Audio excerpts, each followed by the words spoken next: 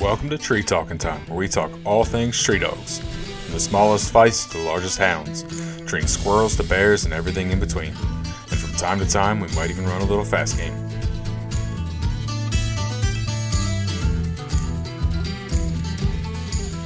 I turned 40 this year, and I booked a mountain lion hunt for my 40th birthday present for February in Arizona. There you go.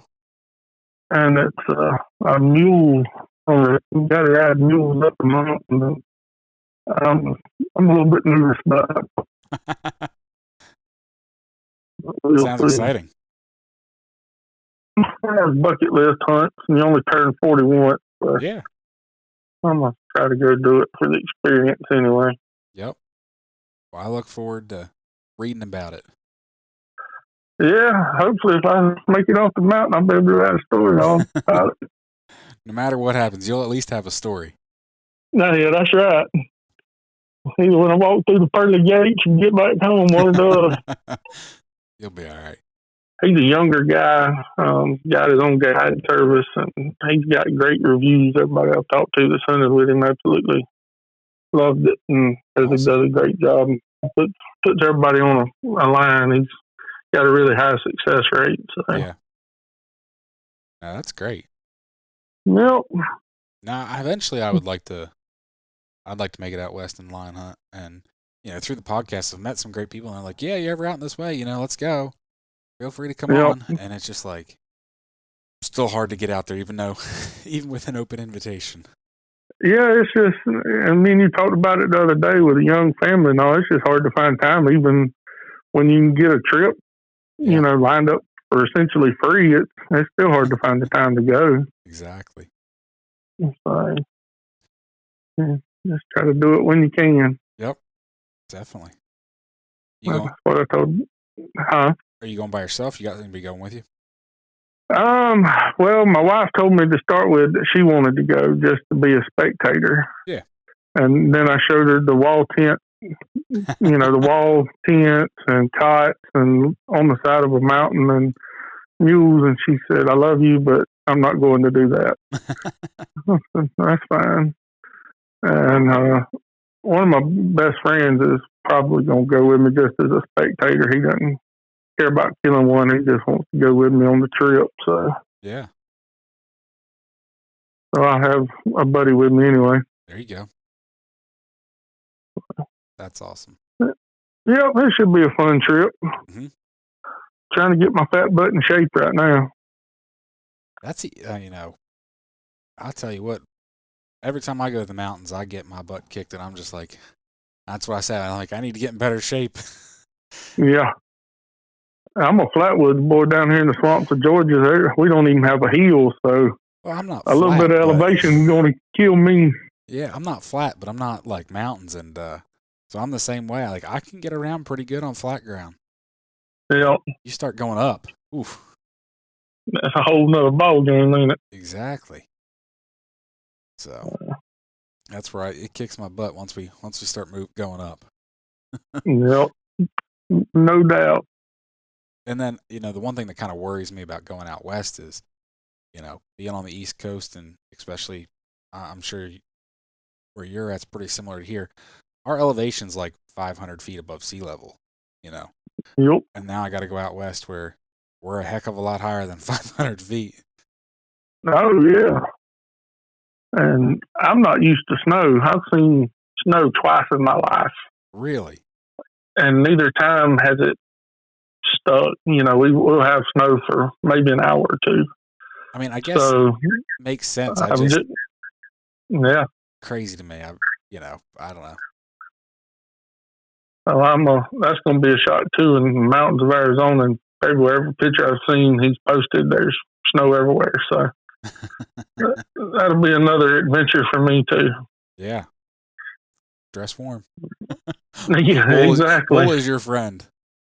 Yeah, I've been looking at that and some good quality boots. I'm like, yeah, I'm gonna have to invest some money in this stuff. Yeah, definitely. That's because once you get wet and cold, it's no longer fun. No, it's miserable. Why don't you introduce yourself, Mark? I'm Mark Booth. I'm from Lakeland, Georgia, a little small town in South Georgia.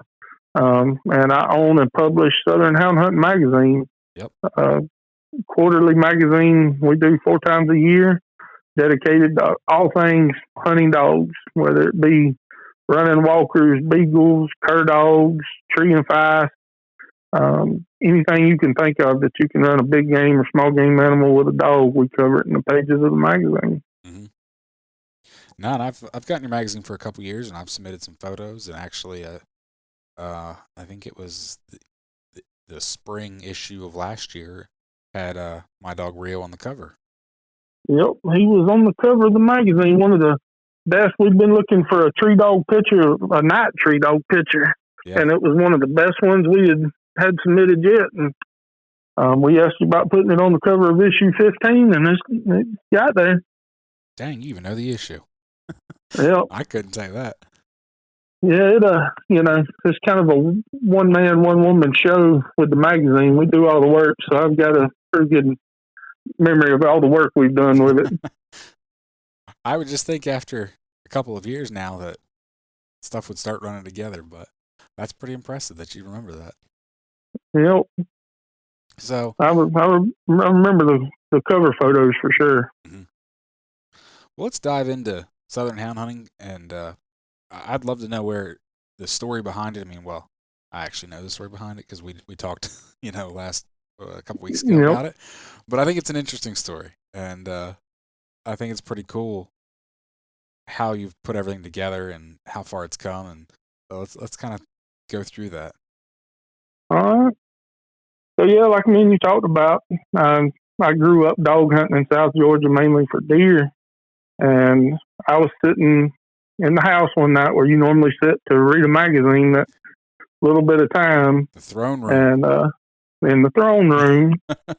And I had a copy of another outdoor publication sitting there reading it, and they actually had an article about blood tracking with a dog for wounded deer. Mm-hmm. And I'd read a few other hound hunting publications as I was growing up, but I thought to myself, I've never seen one that has really great stories dedicated to all types of dog hunting, especially deer hunting, because that was my passion. Mm-hmm. So, while I was sitting there, I said, man, I should start a dog hunting magazine. So when I get done, I go to the other side of the house where my wife's doing something, thinking, she's going to bring me back down to earth and set my senses right and say, that's a terrible idea. Yeah. So I laid out my idea, and she's like, that actually sounds really cool. She said, you've always been passionate about it. She said, you should look into it. So I thought, well, darn, maybe I should actually look into it. Mm-hmm. So I contacted a local high school sports publication that puts out a magazine in the town over from me, and had a meeting with the owner of that, and he walked me through the stages of magazine publication, what I needed to do, and taught me the magazine business over a couple hours, the ins and outs of it for the basic information. Yeah. So I took what he gave me and I ran with it. I went and met with some potential advertisers because I knew I would need advertising to help support the publication to start with. Yeah. And luckily had some local doctors and surgeons that I work with at the hospital, some local feed and seed, and just friends that wanted to see something like this that just told me they would run ads with me and help support it to start with. Uh-huh. So when I met with Mark in February about starting a magazine, I told him my goal was put out my first magazine in September. Hang on one second. Before we go on, just out of curiosity, and not nitty gritty details, but what all is involved that goes into a magazine? Like the whole the process. I mean, like I said, not every detail, but just give people an idea of how much work you actually do and how much you had to do to get this thing off the ground. Oh yeah. So obviously we had to come up with a name since we're brand new, come up with a logo. And that was our first step. And we went through names for 2 or 3 weeks, scratching this one off, coming up with something new. And finally came up with Southern Hound hunting because honestly, we thought we would stay within the Carolinas, South Georgia, and North Florida. So, Southern seemed appropriate for it, and hound hunting, obviously. Yeah. So once we got that and came up with the original logo that we had, then it was time to trying to come up with ideas. What are we going to put in this magazine? What kind of content are we looking for? So I partnered with a couple of hound hunting associations, the one in Virginia, the Georgia Hunting and Fishing Federation here in Georgia, and got a couple lobbyists on board that fight for our dog hunting rights, and they provided stories for my very first issue about some political things going on in both states. Mm-hmm. And then it was getting pictures. So obviously, as hunters, everybody's happy to share a picture of their hunting trophies, their misses, their kids. So we just started up on social media, saying, hey, post your pictures if you want to be in a hunting magazine. So I think our first issue, we had over 800 pictures submitted. So my wife and I had to go through all these pictures, just me and her, and pick out about 75, I think, is what we put in our first issue for our brag pages. Yeah. And then we had to go back and contact these people individually, like, hey, we need a caption. Can you give us a state, a hunting club, what season this was? Because as we're just getting going, people were posting some 2 or 3 year old pictures for us. Yeah. And then it was, what kind of stories are people looking for? What kind of content are they going to like the best? So we did a lot of polls, did a lot of questions, reached out to obviously all of my local friends that I grew up hunting with. And I'm like, we just want to hear stories by hunters for hunters. Get your buddy Jared to write his favorite deer hunting story. Get your buddy Daryl to tell us a great hog hunting story.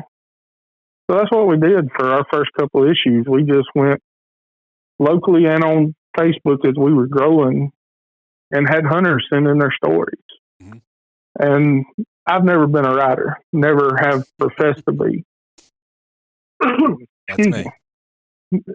So luckily my wife has an English minor and is great with words, grammar, and can do it all. So all these stories that we're getting are written by people just like us who, might miss a comma, might miss a period, might misspell the, who knows. Well, I'm going to give everyone a pro tip. If you want to be a writer and you want to submit something anywhere, Grammarly is free and it's your best friend. Yep, absolutely.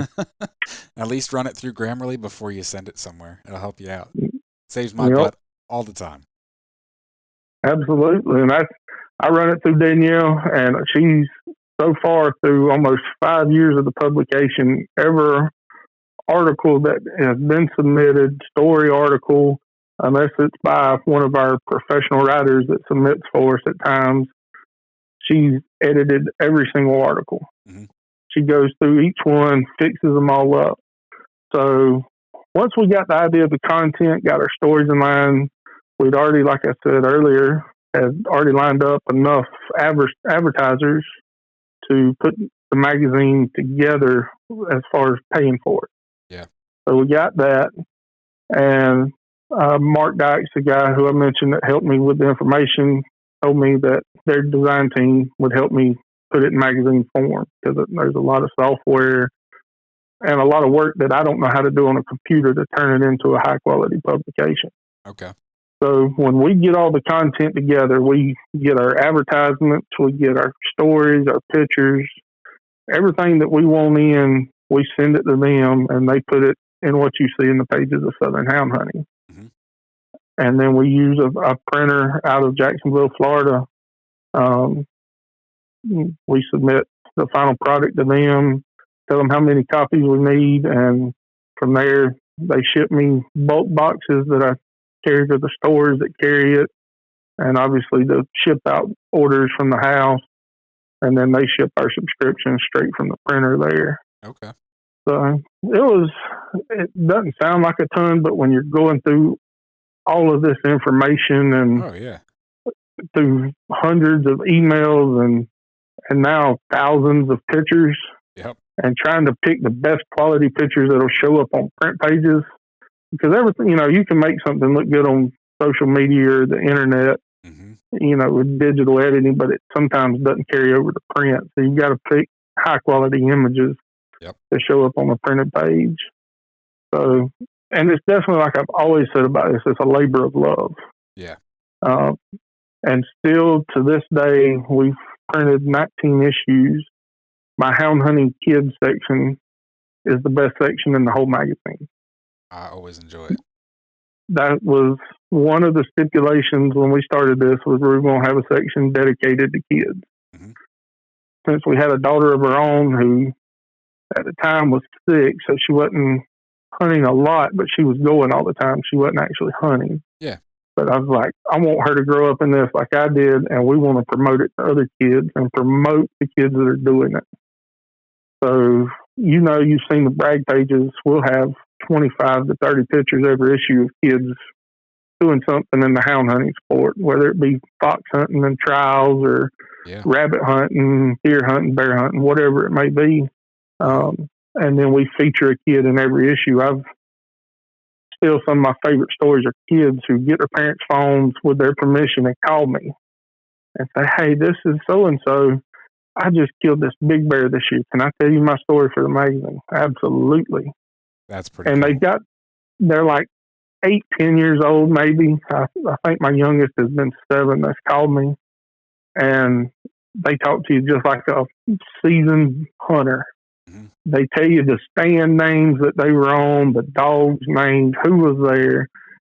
And, I'm sure they've added in a little lies, just like we all do on a good hunting story. Yeah. What's a hunting story without stretching the truth a little bit? Absolutely. It takes all the fun out of it.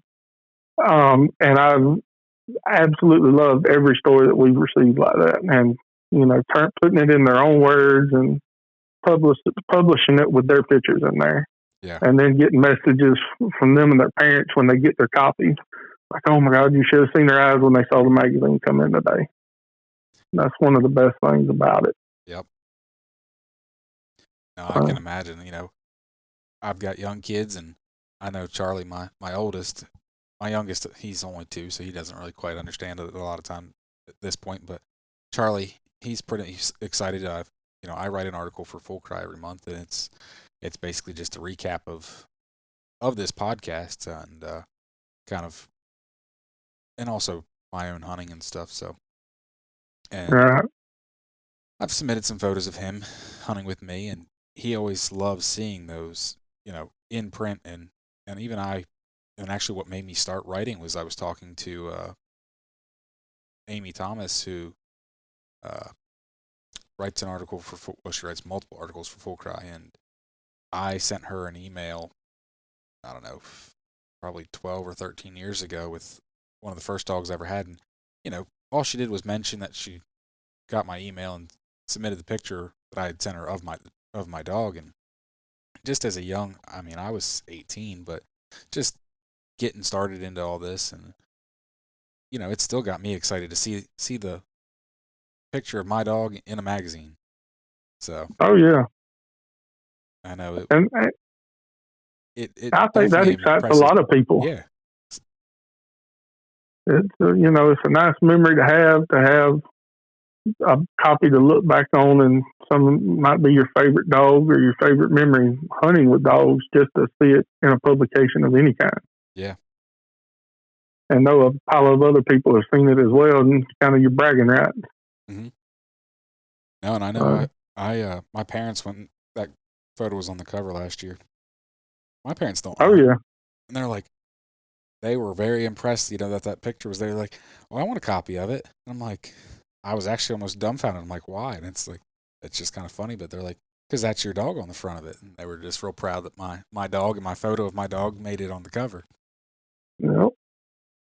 Yeah, and we've had the same thing. We've had a lot of family members who don't hunt say, hey, I need to order a copy of this issue. My son or grandson or granddaughter or somebody's in the magazine. I just want it to have a copy of it. Yep. everybody wants to see their family member in the magazine. Yep. We really enjoy that part of it. Mm-hmm. But, go ahead. Over the last, you said 5 years now that it's that you've been publishing this, how is the magazine? What's been your biggest change that's happened over that 5 years? Probably my publication reach. Like I stated earlier, I thought we would cover the Carolinas, Georgia, and Florida. Never in my wildest dreams would I have ever imagined we'd be shipping magazines to almost 40 states now. Wow. And three countries. That's impressive. And for something that kind of started off as just a small, local publication, and just through social media and good friends sharing it, we're all the way out in California, Oregon, Washington, and even up, surprised me, New York, Rhode Island, and everywhere in between.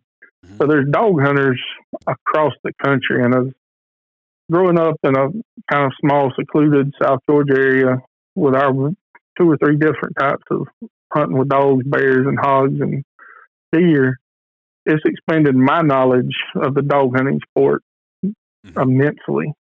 I've learned so much from putting this together every quarter, and just the far reach that dog hunting has across the country. Oh yeah, and same kind of thing for me with the podcast. I've talked to people, but one of my favorite guests was one of my early ones, Blaine Jackson, and he hunts in Southern California, and I was just dumbfounded. I'm like, "You run hounds in Southern California?" He goes, "Yeah. Once you get out of the city," he goes, "we're just a bunch of rednecks out here." Yep. And I just laughed. I'm like, "Okay." Yeah, that was the same thing. I've had several people submit pictures from California, and I was dumbfounded to start with. I'm like, really? These came from all the way from California, and it was hog hunting, sight hounds with hares and rabbits. Yeah. And I love to see it. And, far up north is Rhode Island, North Carolina, it's just coon hunters and small game hunters. Mm-hmm.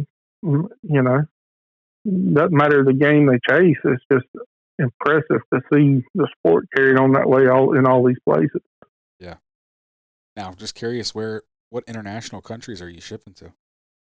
So we're shipping to Canada, Mexico, and in the past I've had subscribers in Ireland and Australia, and I've sent some to South Africa. That's pretty cool.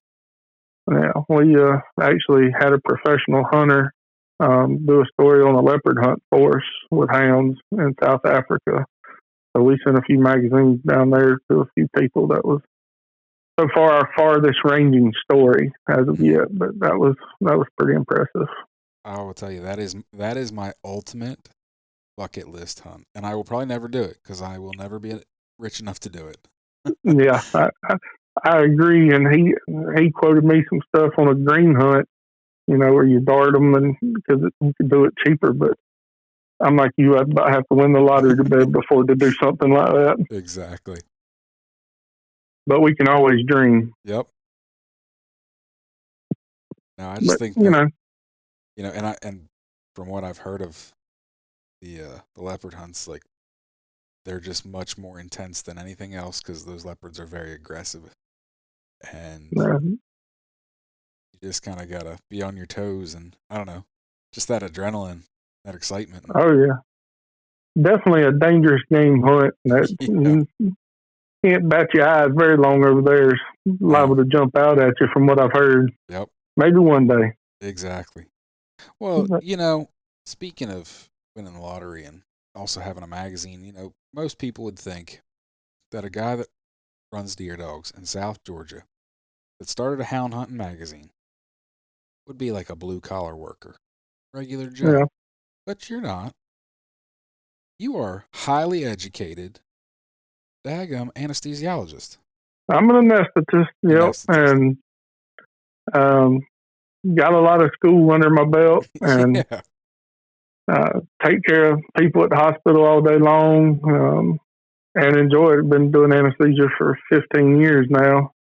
but my roots hadn't changed from day one. I was riding in a truck with my dad when I was 1 year old running dogs, and that hadn't changed one bit. I meet a lot of people in the hospital, and as I was doing my training, that were shocked that essentially a redneck kid was smart enough to be able to do anesthesia. Yeah. When they heard some of my hunting stories and stuff, they couldn't put one and one together. But I'm not surprised that some rednecks smart, but it's just not the typical path that most redneck kids take. No, it's not, and especially from a small town, it was definitely a little bit different. But I was always inspired with great parents and did well in school and knew I wanted to do something in the medical field. And one thing led to another, and here I am doing anesthesia and still running dogs. That's awesome. Like I said, it just, when you told me that just blew me off my feet. I'm like, really? Like, it just wasn't what I expected. Yeah, not a lot of people do. And you think you're a dog hunter, you're from rural South Georgia. I would expect more a vet than an actual going into the human medical field. So, yeah, it was almost vet school. Okay. I changed my mind my sophomore year of college, and because I'd gotten a job at the hospital, and kind of fell in love with the human medicine part. Changed from pre-vet to pre-med. So I was almost on the vet route. Okay. See, like now, and that would have been more of my thought process where because I know a few bear hunters that are vets or coon hunters, and man, it would be so much cheaper if I'd have went to vet school because I could take care of my dogs a lot better now.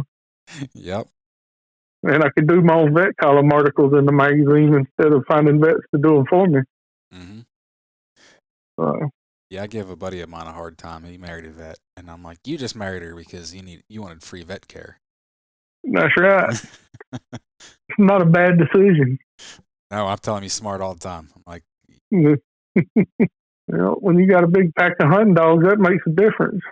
And she hunts just as hard as him, and she's just as involved. So it's not like she's not, but I just laugh. I'm like, that's the best of both worlds then. Exactly.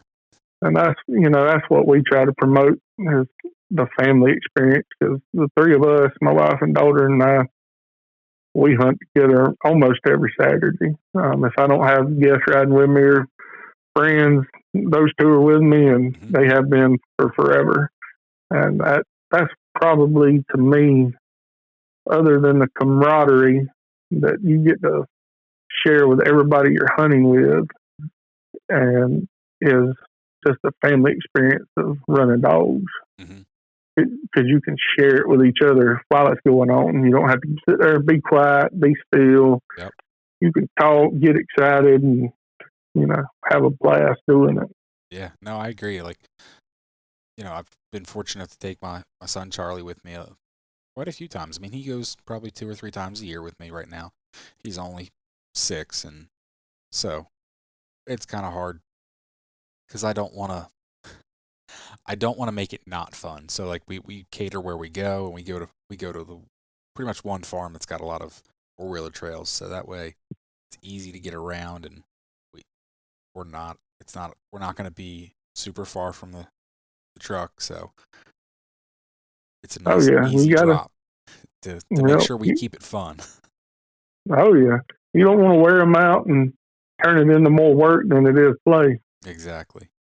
So we're slowly building, and every year he wants to go a little more, and so as time goes on, we'll venture out a little more, but just trying to keep it fun for him and keep him excited. And I just love when he goes along, and it's a difference. There's a big difference. Like, his excitement is more exciting to me than my dog's treeing a coon. Like, oh yeah, absolutely. While I like seeing my dogs tree coons, I like seeing him get excited over his dog treeing a coon. Oh yeah. Yep, and the names you get, letting your kids name your dogs, that's fun. I've not been that adventurous yet. Well, when you get a sparkle bubble like I've got, let me know. Yeah, there's something special about watching your kids enjoy it and knowing their dog's doing something special and the excitement on their face. That does your heart good. Yes, it does. Now, you mentioned in your sparkle bubble, not even a hunting dog, but somebody I worked with years ago. I remember they got a dog, and they let their kids name it. And I think the youngest, they were going to name the dog Sparkle. But the problem is they ended up getting a male dog. So then it Oh couldn't be Lord. Sparkle. So their youngest changed the name to Farkle. And that is literally what they named their dog. And I just died when I heard it. I'm like, you named your dog what? I'm like, you couldn't have, I don't know, convinced her that maybe something a little better? Yeah. We tried to convince Remy, please let's name that dog something other than Sparkle Bubbles. She's like, no, Daddy, that's her name. So we call her Sparkle for short, thank goodness. There you go. But still, to her, that's still that dog's name. And it turned out she's the best dog in my pack. There you go. That's the best part. Yep. What's your squirrel dog's name? Her name is Winter. Okay. Remy wanted an inside dog, but she wanted something she could hunt with. So we decided on a tree and fast for a squirrel dog. Mm-hmm. And that was her Christmas present. And because it was winter at the time and her being 6 when we got her, she's like, Daddy, I want to name her Winter. And I knew there was something odd with it. I said, why do you want to name her that? She's like, well, it's winter when we got her, but when it's springtime, I'm going to call her Spring. And then summer, she wasn't thinking that the dog would learn one name and couldn't learn a new dog name every 4 or 5 months.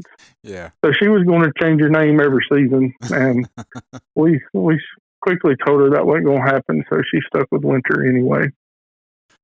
That's funny. But hey, Winter's a squirrel dog.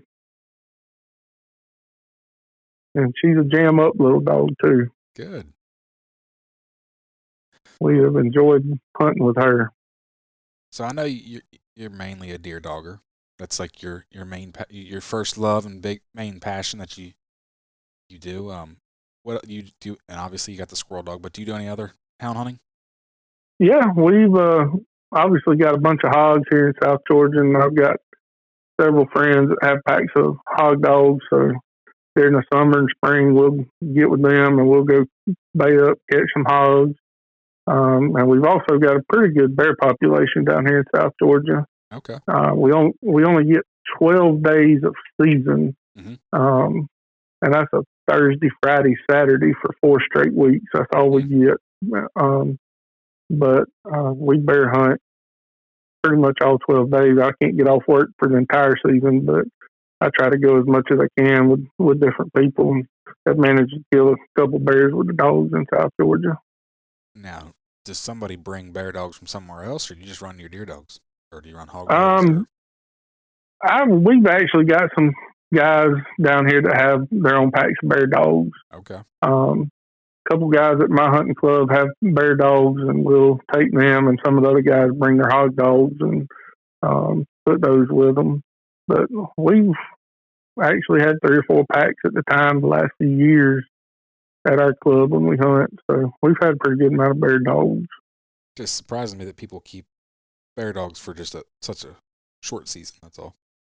And a lot of guys, some of these guys, they travel to North Carolina, Virginia. So they do some traveling with them. And a couple of them have gone out west to New Mexico a couple times. So they're not just hunting them and feeding them all year long just for the 12 days here. So they're putting in some more hours of hunting season with them. Yep.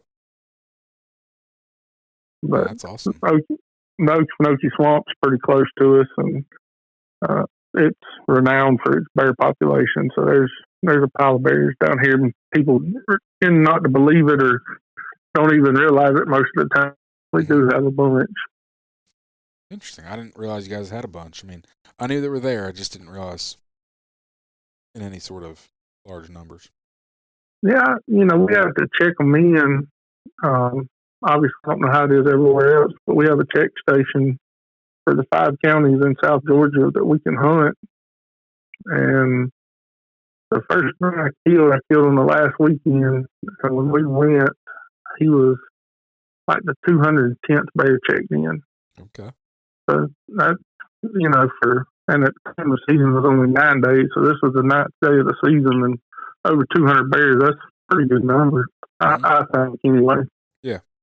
But yeah, like I said, I'm passionate about deer hunting, but anything involving a dog, we do. And I've actually, within the last year, I've gotten a couple fox dogs as well.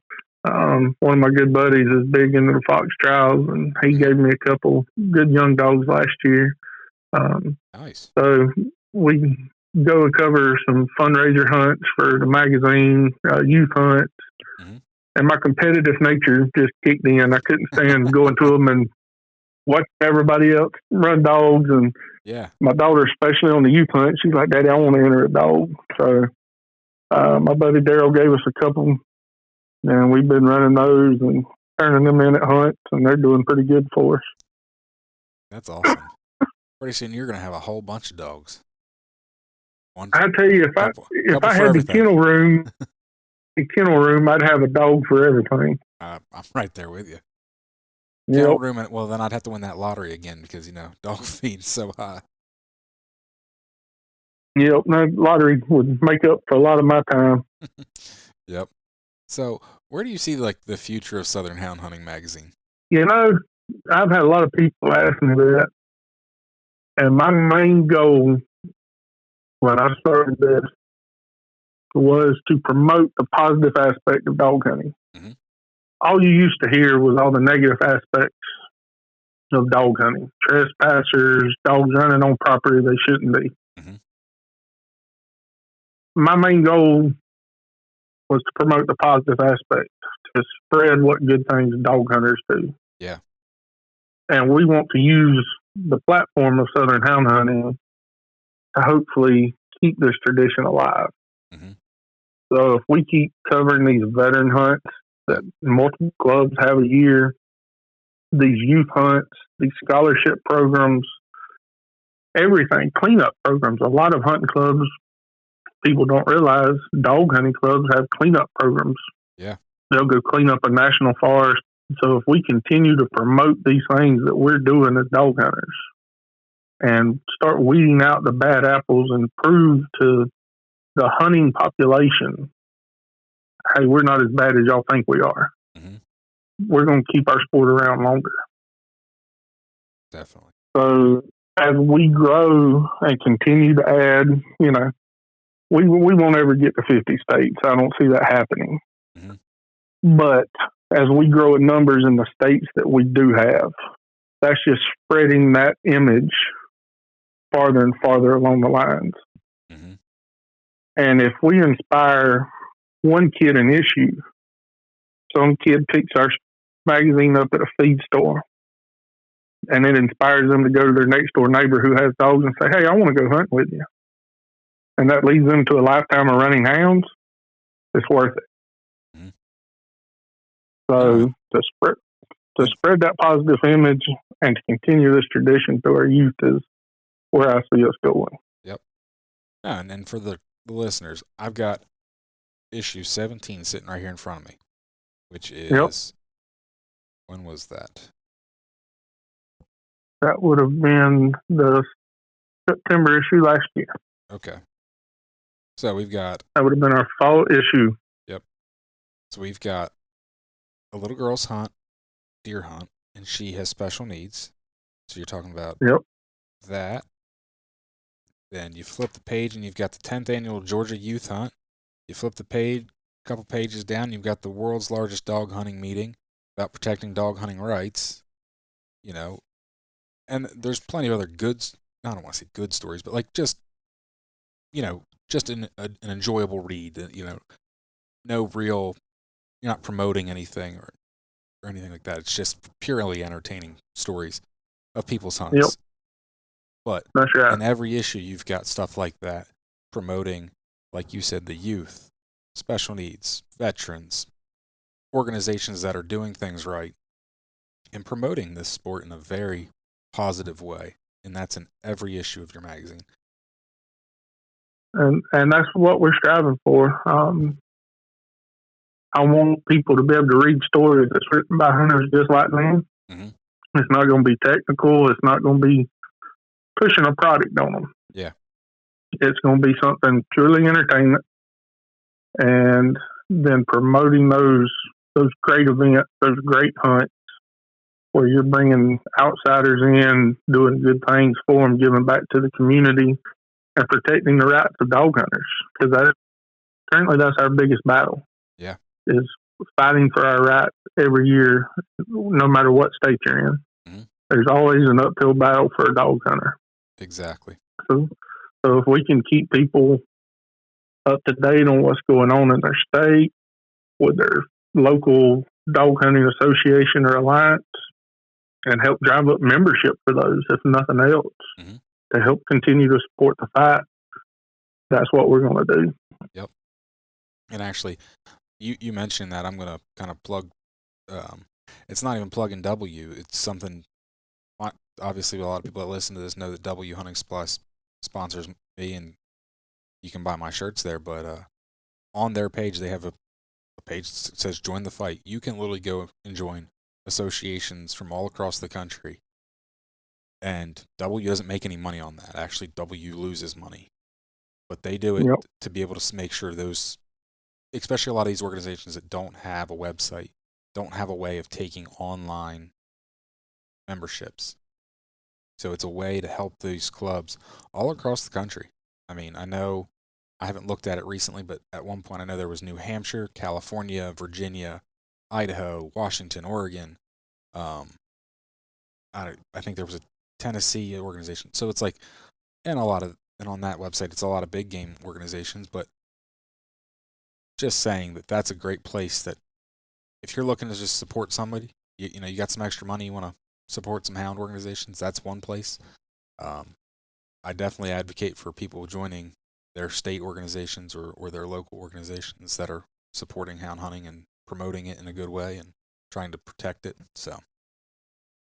Yeah, and that's, we didn't start this for our own publicity. Mm-hmm. I could care less if anybody ever remembered my name when it came to dog hunting. Yeah. But if we could do our part just like they're doing and helping other organizations, helping other groups, mm-hmm. spread the news of what they need to do to save these traditions, then that's all we care about. Yeah. And I agree. That's always the biggest thing for me is being able to say, hey, my grandkids are deer hunting with dogs today because we help protect the rights. Mm-hmm. And we've reached out, I don't know how many state alliances and associations over the last few years, and some of them have done some stuff with us, and some of them are in the process of putting stories together that, hey, free space, you type up a story, what your association or alliance is doing, what you need help with, what's going on, and we'll print it in the magazine.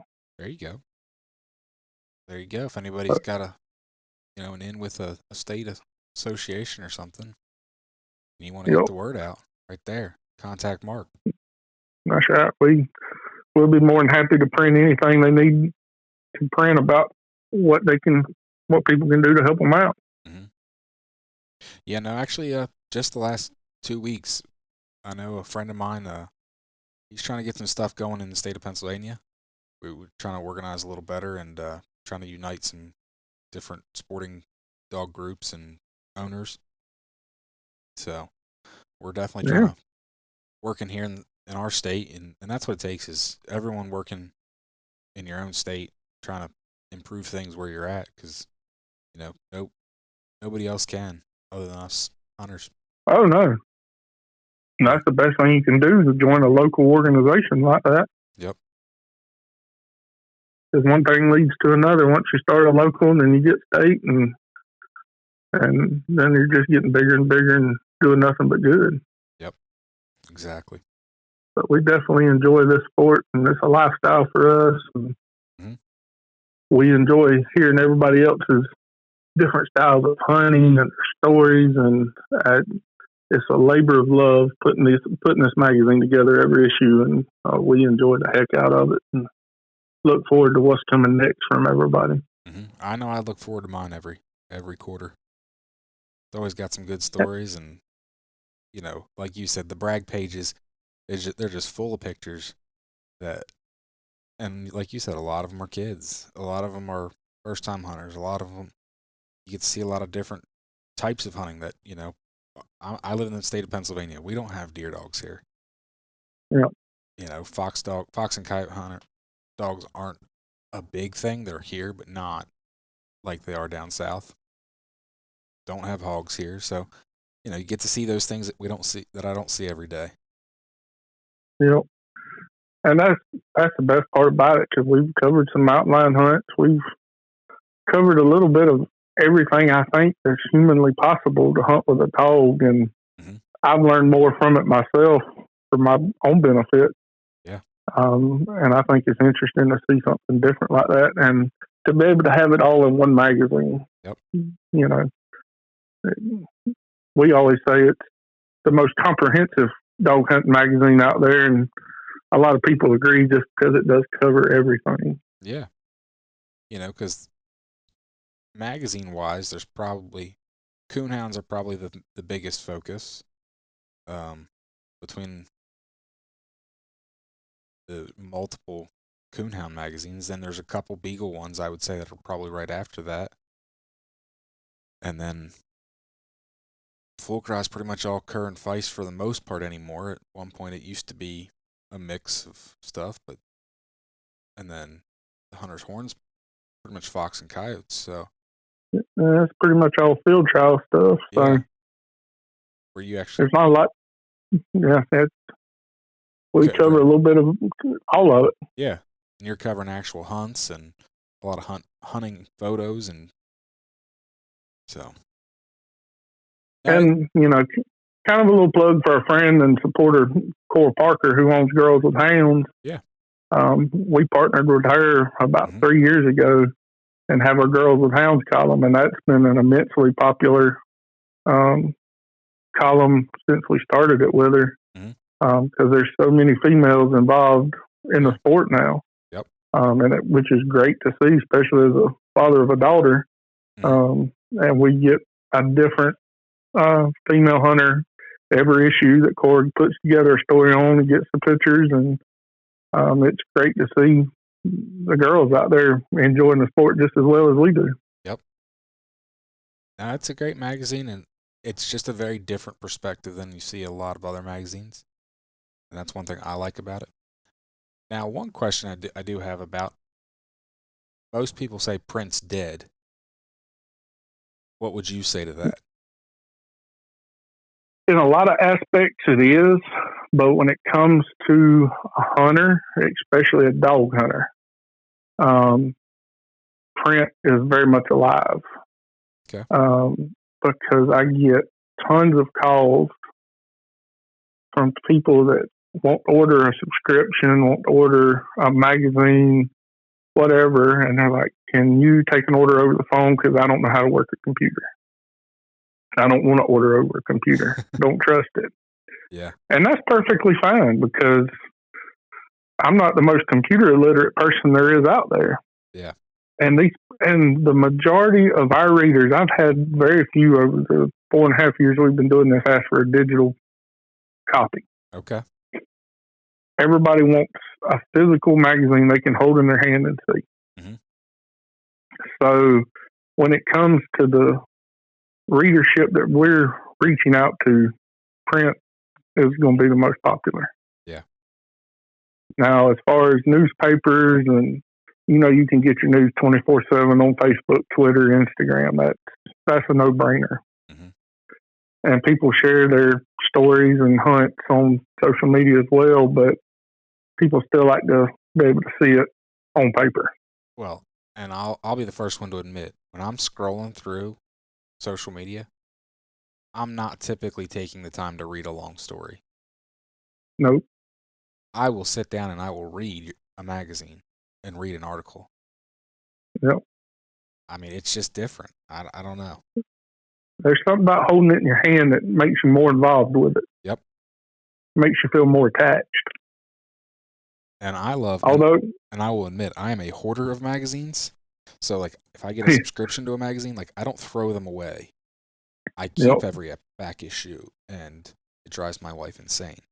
And I have Oh yeah, issues of Full Cry, of Southern Hound Hunting magazine, of other magazine, of I used to get Farm and Ranch Living magazine when I was a kid. I still have all the back issues I got when I was like 15 years old. So, wow. like I said, I'm a Yep. magazine hoarder because they have a lot of valuable information that you can always go back and reread and look at. And at the same point, just Yep. entertainment. And especially as I've been looking to, most people that listen to this know that I have leopard hounds. And the history of the breed was well documented through articles. And I have some because I have back issues of Full Cry from the 70s and 80s that were given to me. And I love going through and I love to read them and I love to see those old ads. And, it's information that you can't find online. Oh yeah, absolutely. I got into the same kind of collection thing with Old Field and Streams and Outdoor Life a couple of years ago. Like every cover that had featured a hunting dog, a hound dog on it. Yeah. I was trying to find a copy to buy at antique stores, online, and just going back and looking at the ads back then because that was the only way people could sell dogs. Yep. And looking at ads for these Walker hounds and blue ticks and whatever it may be was just entertaining for hours for me. I love looking at that. Oh, I know what you mean. And I hope people will feel the same way about our magazine. 10 years from now, we'll pull out some old copies and go through some stories and stuff. Enjoy that. Exactly. No, and actually, a future guest, like I said, his dad was a frequent writer of an article, and he said he has back issues of stuff that he likes to go through even now, 60 years later. Wow. His dad's gone, and he's like, man, I'm gonna have to go through some stuff, and bring up some old memories and reminisce before we talk because he's like, I have old journals, I have old articles that he wrote, so he's like, I'm gonna go through that stuff. Yeah, absolutely. That's a wonderful memory bank to have. Mm-hmm. That's just like me when I started it. My dad and one of his best friends that I grew up hunting with, call him Uncle Herb. We had a column from them that was Hunting with Wild Man and Uncle Herb. My daddy's CB handle was Wild Man. And it was alternate issues. They take turns telling some of their favorite stories, and it humorous, funny, sad. Mm-hmm. And my dad passed away 2 years ago, but I can still look back on those columns he did and, relive some of his favorite hunting stories that he was able to get in a magazine before he got sick. So just having that to be able to look back on, I'll cherish forever. Yep. I definitely agree that our demographic of houndsmen, some people, especially people that are pushing the outdoor industry, more modern, we tend to be a little behind is the common, trend and thought process. And, well, we kind of like being a little behind. We like those old school ways. And I think it still shows in the fact that you started a hound hunting publication 5 years ago when most people would have said that print media is dead and it's not going to move forward. And you started a publication that was catering to a very small demographic of Southern houndsmen, and now you're shipping nationwide. Yep. Still shocks me to this day. So. And loving every minute of it. Definitely. Well, if you don't have anything, I think that's pretty much all I've got. All right. I think that about winds it up for me too, buddy. Where can people find Southern Hound Hunting Magazine? So you can log on to our website at southernhoundhunting.com. Mm-hmm. There's a subscribe link right at the top of the homepage, or you can find it in the store link right there. And like we said, it's a quarterly magazine, so you'll get 4 issues a year. I'd like to do more, but just don't have the time for it. But Yep. You can find it on our website anytime. And like we said, if you ever want to be in the magazine or have any content submitted, get with us on social media or email us at southernhoundhunting@gmail.com, and we'd be more than happy to help you get something in the magazine. Awesome. Well, Mark, I really appreciate you taking the time to do this tonight. Yeah, absolutely, man. I appreciate you and Tree Talking Media for all the support y'all given us over the last few years. You can find me on Facebook and Instagram at Tree Talking Media. And until next time, keep them talking in the timber.